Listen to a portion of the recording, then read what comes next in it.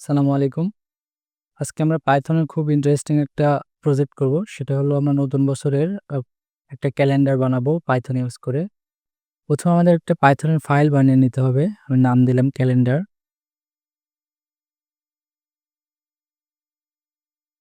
Calendar dot পাই। ওকে। Calendar বানানোর জন্য পাইথনে আমাদের ইনবিল্ট একটা লাইব্রেরি আছে যেটার নাম হলো ক্যালেন্ডার। এই ক্যালেন্ডার লাইব্রেরিটা ইউজ করে আমরা খুব সহজেই পাইথন দিয়ে একটা ক্যালেন্ডার বানাতে পারবো।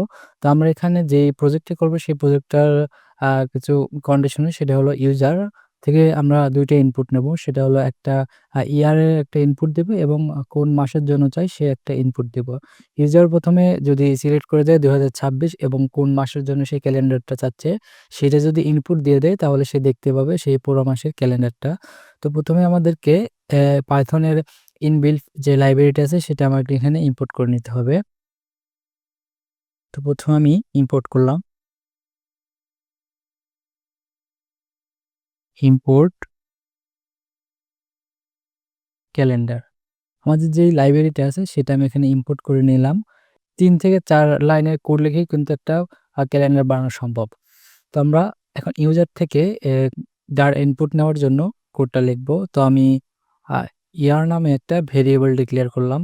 এই ভেরিয়েবলের মধ্যে সেই ইউজার আ কোন সালের জন্য সে ক্যালেন্ডারটা চাচ্ছে সেটা ইনপুট দিবে। ইনপুট ইউজারকে আমি বলে দেব এন্টার ইওর দেওয়ার দরকার নেই। এখানে এন্টার ইয়ার। ওকে। যেহেতু ইয়ারটা একটা ইন্টিজার সংখ্যা হবে সে কারণে আমাদেরকে বলে দিতে হবে যে এইটা একটা ইন্টিজার। তো আমি ইউজারকে ভেরিয়েবলের মধ্যে এখানে ইন্টিজার দিয়ে রাখলাম কারণ ইউজার ইন্টিজার ফ্লোট যেই ধরনের ডাটা ইনপুট দিক না কেন এটা ইন্টিজারে কনভার্ট হয়ে যাবে। তো ইয়ার আমার ইনপুট নেওয়া শেষ। এখন আমাকে আরেকটা ইনপুট নিতে হবে সেটা হলো মান্থ। সে কোন মান্থের জন্য ক্যালেন্ডারটা চাচ্ছে। তো আমি মান্থ নামে আরেকটা ভেরিয়েবল ডিক্লেয়ার করলাম। এখানে আমি সেম ভাবে ইনপুট নেব।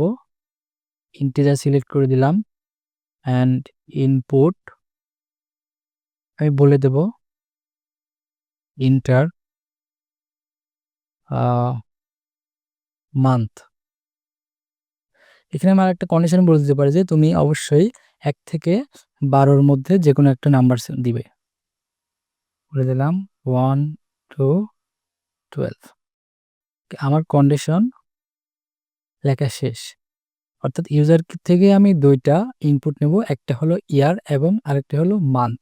আমার কোড অলমোস্ট শেষ। এখন আমি এই যেই ইনপুটগুলো নিলাম সেই ইনপুট ক্যালেন্ডার লাইব্রেরি ইউজ করে সেই ক্যালেন্ডারটা বিল্ড করে ফেলব।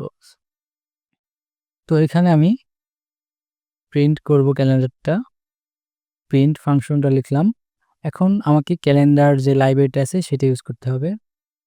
Calendar dot month. যেহেতু আমি মান্থের ফুল ক্যালেন্ডারটা চাচ্ছি, সেখানে আমাকে বলে দিতে হবে কোন বছরের কোন মাসের। এ কারণে আমাদেরকে একটা প্যারামিটার ইউজ করতে হবে অ্যা যেটা আমি ভেরিয়েবল হিসাবে লিখেছি। তো আমাকে বলে দিতে হবে ১ম এ আগে ইয়ার অ্যান্ড মান্থ। আমার প্যারামিটার দেওয়া শেষ। তো ১ম এ আমাদেরকে একটা ক্যালেন্ডার ইনপুট করে নিয়েছি। এরপর ইউজার থেকে ২ টা ইনপুট নেব। একটা হলো ইয়ার এবং মান্থ এবং এরপর আমরা সেই ক্যালেন্ডারটা প্রিন্ট করব। তো আমার কোড কিন্তু অলমোস্ট শেষ। আমি যদি এখন প্রিন্ট দেই, দেখুন আমার টার্মিনালে এখানে ইনপুট চাচ্ছে যে এন্টার ইয়ার। তো আমি এন্টার দিলাম ২০২৬। আমি যদি আবার এন্টার দেই আমাকে বলছে যে এন্টার মান্থ 1 to 12। ১ থেকে ১২ র মধ্যে একটা ইন্টিজার নাম্বার দিতে বলছে। অর্থাৎ ইন্টিজার যদি নাও দেই আমি অটোমেটিক্যালি সেটা ইন্টিজারে কনভার্ট হয়ে যাবে।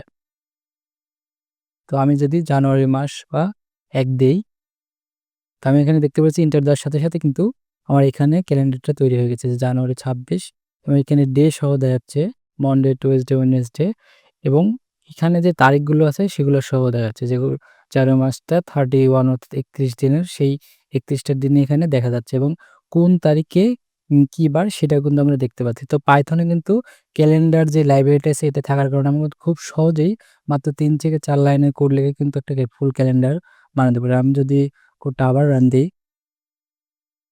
এবার যদি আমি 2026 সালে ফেব্রুয়ারির ক্যালেন্ডারটা চাই, আমি দিলাম 2।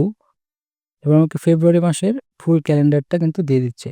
আমরা কিন্তু পাইথন দিয়ে খুব ইজিলি একটা ক্যালেন্ডার বানিয়ে ফেলতে পারছি।